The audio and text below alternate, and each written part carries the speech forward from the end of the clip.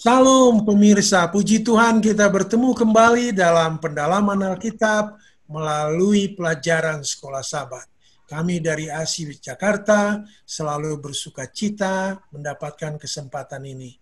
Dan dari rumah masing-masing, karena COVID-19 sudah ada hadir narasumber kita Bapak Fajar. Shalom pemirsa yang diberkati oleh Tuhan. Dan Bapak Adri Kaunang juga sudah hadir. Apa kabar Pak Adri? Puji Tuhan. Haleluya. Amin. Ya. Dan Pak Elvin Tobing juga hadir di sini. Apa kabar Pak? Shalom. Puji Tuhan, luar biasa. Baik para pendengar semua dan pemirsa, sebelum kita mulai diskusi kita akan berdoa yang dipimpin oleh Bapak Fajar. Silakan Pak Fajar. Baik, kita satu di dalam doa. Bapa kami yang di surga, tidak henti-hentinya kami mengucapkan syukur dan terima kasih oleh karena berkat kasih Tuhan yang luar biasa. Dan pada pagi yang indah ini kami akan mempelajari firman Tuhan melalui pelajaran yang kedua. Biarlah hati kami selalu termotivasi oleh karena kasih Yesus. Supaya Tuhan akan tetap menyertai kami, memberikan kami Roh Kudus-Mu dari surga. Sehingga kami dapat boleh memahami akan kasih Tuhan dan memiliki satu semangat bagi kami untuk membagikan bersaksi kepada semua orang melalui pengalaman rohani kami masing-masing. Terima kasih Tuhan, pimpin dari awal hingga akhir. Di dalam nama Yesus kami berdoa mengucap syukur. Amin. Amin. Para pemirsa dimanapun saja berada, pendalaman kita, Alkitab kita kali ini masih berkisar di dalam kesaksian, dan kali ini yaitu kesaksian yang menyenangkan. Apakah itu kesaksian yang menyenangkan? Yaitu kuasa kesaksian pribadi. Kita akan mendengarkan Bapak Tobing yang coba menguraikan secara umum apa yang dimaksud dengan kuasa kesaksian pribadi. Silakan Pak Tobing. Terima kasih Pak Darwis. Pemirsa yang diberkati Tuhan, kita punya pelajaran yang semakin luar biasa pada minggu ini, yaitu tadi sudah disampaikan bagaimana kekuatan atau kuasa dari kesaksian pribadi. Ayat hafalan kita sangat jelas ya di dalam Kisah Para Rasul 4 ayat 20, sebab tidak mungkin, saya garis bawahi tidak mungkin, bagi kami untuk tidak berkata-kata tentang apa yang telah kami lihat dan yang telah kami dengar. Ya. Saudara sekalian, orang yang sudah punya kehidupan pribadi yang baik dengan Tuhan, tidak ada yang bisa menghalangi. Ya, tidak ada yang bisa menghambat untuk tidak menyampaikan apa yang dilihat dan apa yang sudah didengar langsung. Ya, jadi inilah ya hebatnya nanti bagaimana luar biasanya kekuatan kesaksian pribadi itu. Kenapa? Namanya kesaksian pribadi, ya. Sulit kita membantah itu. Kenapa? Orang itu mengalami langsung. Jadi kita katakan misalnya, ya kita katakan, oh betapa hebatnya yang kekuatan sebuah doa, betapa hebatnya kekuatan berserah kepada Tuhan. Kalau orang itu mengalami langsung, kita tidak bisa bantah dengan alasan teologi apapun, karena dia mengalami langsung. Nah, saudara sekalian, ya, itulah pentingnya kita ya di pelajaran kita ini selalu dikatakan supaya kita punya hubungan yang kuat sehingga kasih Tuhan itu menghangatkan kita, menjadi energi bagi kita untuk menceritakan ke orang lain apa yang kita alami langsung itu. Inilah luar biasanya. Tapi jangan lupa di dalam setiap kesaksian pribadi, walaupun ini pengalaman pribadi, tapi jangan lupa tetap Tuhan yang dibesarkan, jangan diri sendiri. Itu saya kira Pak Darwis. Saya kira beritanya cukup ya. Kadang-kadang kita lupa Pak, kita malah membanggakan diri kita lupa membicarakan diri kita.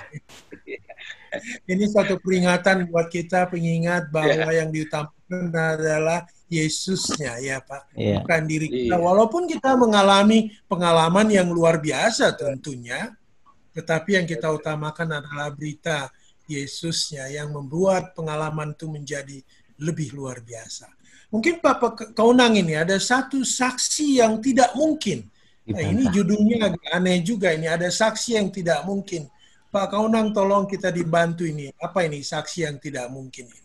Silakan, Pak. Yang menarik di sini adalah dalam buku Markus 5 ayat 15 dikatakan bahwa maka takutlah mereka. Ini adalah bahasa impossible menjadi bahasa possible. Bapak-bapak dan ibu-ibu para pemirsa dimanapun saudara berada, ada 3 kelompok besar di sini. Ada Yesus, ada orang yang dirasuk setan, ada orang yang disebut dengan Society Decapolis. Pelajaran apa yang kita dapat di sini?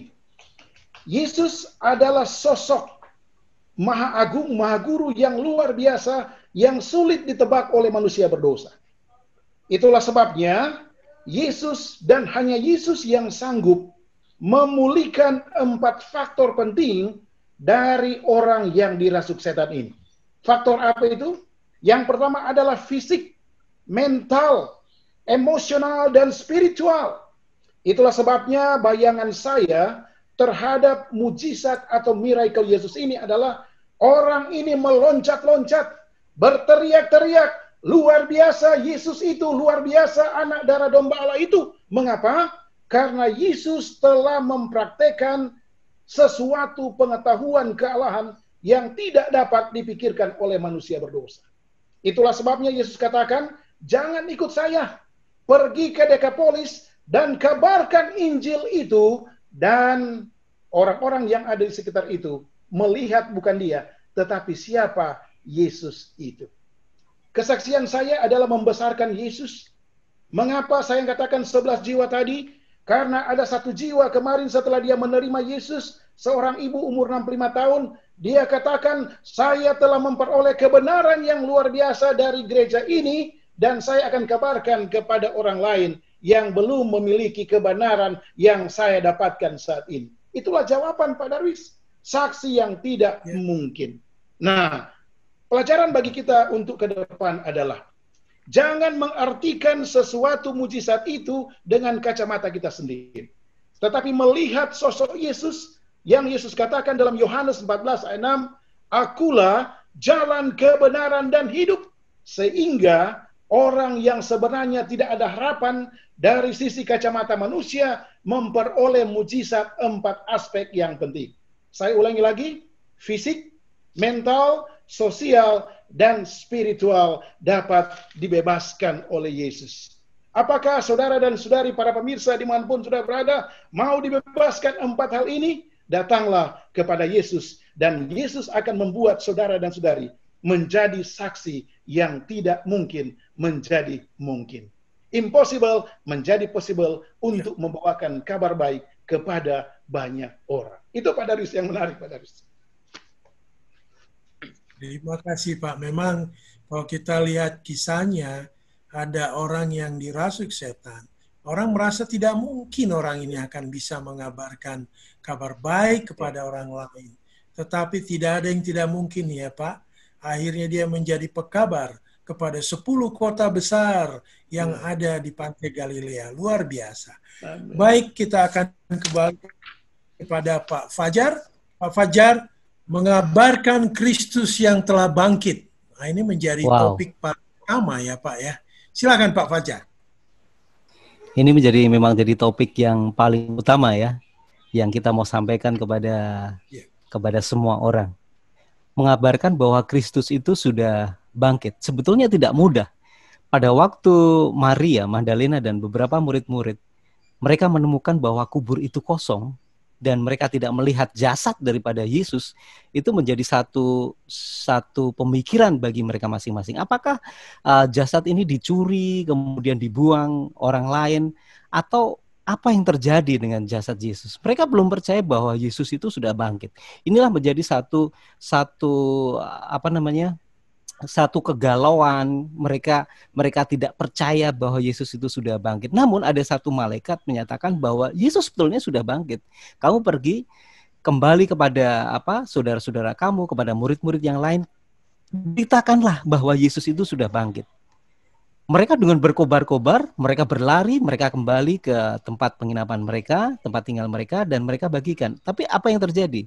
Sulit loh untuk meyakinkan orang yang tidak melihat dengan apa yang dirasakan oleh yang membawa kabar ini, bahwa Yesus itu sudah bangkit. Tidak mudah. Mereka tidak percaya. 2 kali mereka tidak percaya. Mereka baru percaya pada waktu Yesus itu dia menampakkan diri dan menyatakan kepada mereka, engkau begitu dekil, engkau begitu tidak percaya. Namun pada saat engkau melihat Yesus secara fisik, mereka baru percaya bahwa Yesus itu sudah bangkit. Nah, mungkin barangkali kita yang jadi pertanyaan adalah yang kita semua yang hidup ini yang tidak pernah melihat dengan mata kepala kita sendiri bahwa Yesus itu sudah bangkit, itu menjadi satu tantangan buat kita. Kita percaya nggak dengan firman Tuhan yang menyatakan bahwa Yesus itu sudah bangkit, dia sudah naik ke surga dan akan datang kembali. Nah, ini menjadi satu tantangan. Tapi kalau kita tidak memiliki satu hubungan yang begitu dekat dengan Tuhan, kita bisa merasakan bahwa Tuhan itu sudah hadir di dalam hati kita, kita tidak akan memiliki satu kekuatan untuk itu. Namun bila mana Yesus, kita memiliki hubungan secara intim dengan Tuhan, Tuhan akan berikan pencerahan kepada kita bahwa Yesus sudah bangkit. Mati, bangkit, dan dia akan datang kembali, dia naik ke surga dan akan datang kembali. Inilah yang akan kita sampaikan, berita ini, sukacita ini yang akan perlu kita sampaikan kepada semua orang. Kebenaran ini di mana Yesus sudah berkorban, mati, bangkit, dan akan datang kembali, inilah yang akan disampaikan kita, berita ini yang akan kita sampaikan kepada semua orang. Jadi bukan hanya kita aja ya yang menerima akan pekabaran ini, namun semua orang bahkan seluruh dunia. Dan itu menjadi satu tugas yang diembankan oleh Yesus kepada kita semuanya. Dari keluarga kita sendiri, kemudian dari lingkungan, mungkin satu kelurahan, kecamatan, bahkan kota, bahkan seluruh dunia. Pada waktu mereka mendengar pekabaran ini, kebenaran sudah disampaikan semuanya, saatnya Yesus akan menjemput kita semuanya, Pak Darwis.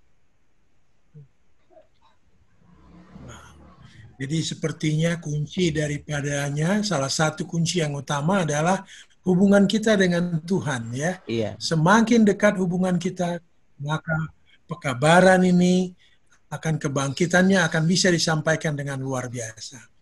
Terima kasih Pak Fajar. Mungkin kita beralih kepada kehidupan yang diubahkan membuat perbedaan. Nah, ini judulnya agak panjang ini, tapi yang utama adalah membuat perbedaan. Mungkin Pak Tobing bisa menjelaskan lebih luas apa ini perbedaan yang bisa dihasilkan. Silakan Pak Tobing. Iya, makasih Pak Darwis. Jadi fokus kita pada hari ini itu diambil dari Kisah Para Rasul 4 ayat 1 sampai 20, di mana Petrus dan Yohanes, siapa Petrus dan Yohanes ini? Yaitu murid Yesus, saksi langsung yang sudah bersama dengan Yesus, yang sudah akhirnya mengetahui dan melihat bahwa Yesus bangkit. Akhirnya apa? Mereka tidak sabar istilahnya ya, berkobar-kobar memberitakan bahwa di dalam Yesus itu ada kebangkitan. Nah, tentu berita ini nggak senang ya, berita ini bukan berita baik bagi petinggi-petinggi Yahudi ya, imam-imam Yahudi. Mereka terganggu dengan berita ini karena mereka tahu bahwa orang Yahudi yang menyalibkan Yesus, lalu Petrus dan Yohanes berkobar-kobar membawa berita ini. Tidak ada takutnya, dan di dalam Kisah 4 ayat 1 sampai 20 ini akhirnya mereka dibawa ke persidangan. Ya, dibawa ke persidangan. Ketika dibawa ke persidangan, apakah mereka keder takut? Enggak. Makin berapi-api, makin berkobar-kobar untuk memberitahu bahwa hanya di dalam Yesus itu ada kebangkitan. Nah, yang paling unik adalah ya di dalam ayat 13 seperti pengantar di pelajaran kita hari ini dikatakan begini. Ketika sidang itu melihat keberanian Petrus dan Yohanes mengetahui bahwa keduanya orang biasa dan orang biasa yang tidak terpelajar, heranlah mereka. Saudara sekalian, menjadi saksi Yesus itu bukan harus menjadi orang yang luar biasa dan orang yang terpelajar. Tetapi menjadi saksi Yesus yang luar biasa adalah ketika dia benar-benar mengalami kehidupan bersama dengan Yesus. Lihat, Petrus dan Yohanes, apalah mereka? Petrus seorang nelayan, ya, di zaman dulu nelayan itu, aduh siapa sih ya hidupnya. Tapi apa akhirnya? Karena dia punya hubungan, mengalami langsung, ya punya kehidupan rohani yang baik dengan Yesus. Seorang nelayan yang tidak mengerti apa-apa itu hanya taunya ikan, orangnya keras, dia dunia nelayan kan seperti itu, akhirnya apa? Dilunakkan. Itulah yang disebut tadi, kehidupan yang diubahkan sehingga berbeda. Petrus yang keras itu menjadi lunak. Yohanes, siapa Yohanes? Yohanes dan Yakobus terkenal sebagai anak guru. Kenapa dibilang anak guru? Oh, emosian. Ya, emosional sekali, pemarah gitu. Tapi dilunakkan. Thomas yang sudah di depan mata dia pun Yesus nggak percaya juga, harus dimasukkan jarinya ke bekas pakunya itu, yang skeptis, yang ragu-ragu. Tapi akhirnya diubahkan. Nah, inilah saudara sekalian, pentingnya kita punya pengalaman pribadi ya, agar menjadi kesaksian pribadi. Karena ketika kita punya kesaksian pribadi yang langsung kita alami, nggak ada yang bisa menghalangi kita, Pak Darwis. Dan kita nggak butuh harus pintar, harus terpelajar. Petrus dan Yohanes sudah membuktikan kepada kita bahwa kepintaran dan keterpelajaran bukan itu kuncinya. Tapi hidup bersama Yesus itu mendorong kita untuk berapi-api mengabarkan itu ke orang lain. Itu saya kira pelajaran kita hari ini. Saya kira cukup jelas ya keterangan dari Pak Tobing ini. Supaya ada perbedaan, ya kita harus ada pertolongan daripada Tuhan, sehingga perubahan dalam hidup kita pun terjadi. Semakin menggebu-gebu di dalam mengabarkan kebenaran ini. Kita beralih kepada judul berikutnya, yaitu membagikan pengalaman kita. Pak Adri Kaunang, tolong ini di-share bagaimana kita membagikan pengalaman kita. Pak Kaunang sudah banyak pengalaman bagaimana dalam menarik jiwa. Mungkin ada pengalaman yang kita boleh dengarkan dari Pak Adri Kaunang. Silakan, Pak. Oke, jadi para pemirsa dimanapun kita berada, masalah kisah para Rasul 26 kita sudah tahu bersama.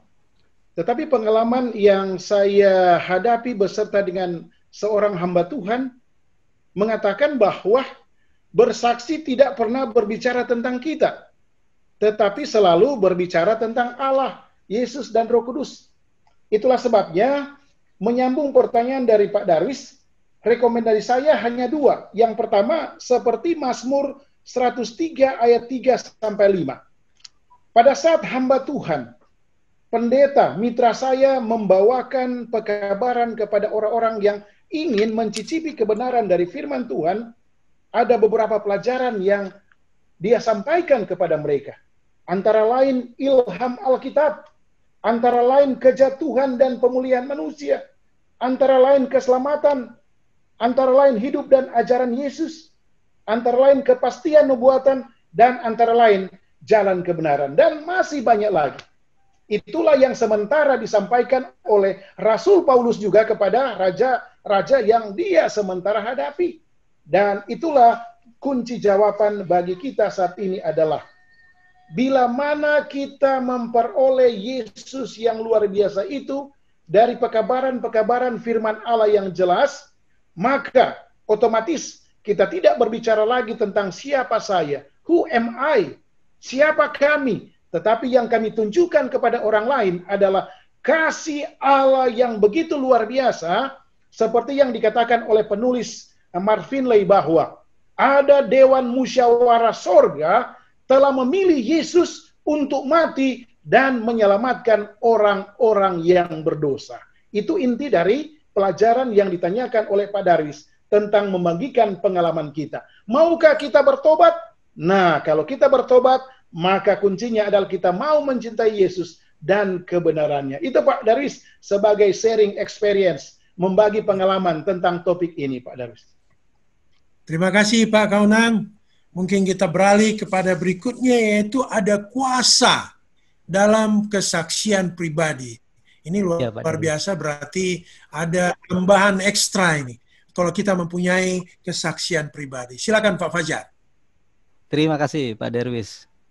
Kuasa kesaksian pribadi ini benar-benar mampu mengalahkan semuanya ya.